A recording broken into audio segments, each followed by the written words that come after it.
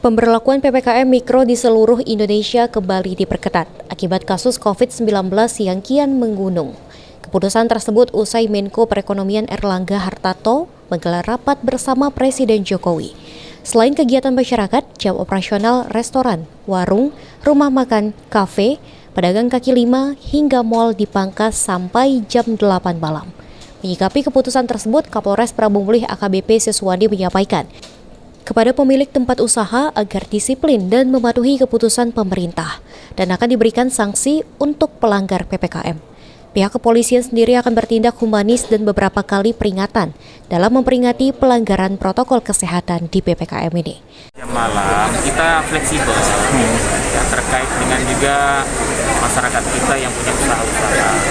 Ini sudah ada surat edaran dari Pak Wali Kota tentang pembatasan sampai jam 21.00. Ini kita akan melihat sejauh mana tingkat kesadaran dari pengusaha-pengusaha rumah makan untuk mematuhi ini semuanya. Tapi kalau misalnya sekali, dua kali diingatkan tidak bisa, nanti kita akan tutup. Dan kita sudah ada ini koordinasi dengan pihak pemerintah kota untuk melakukan upaya tegas dan satu atau dua kasus nanti kita akan memberikan efek jerah. Sejauh ini, menurut Kapolres, kepatuhan warga Prabu Mulih terhadap protokol kesehatan masih cukup tinggi. Hal ini dibuktikan dari patrolinya ke desa-desa, sekitar 90% warga sudah memakai masker. Kepolisian pun meminta warga agar berani menegur warga lainnya yang tidak menggunakan masker saat beraktivitas di luar demi kesehatan bersama.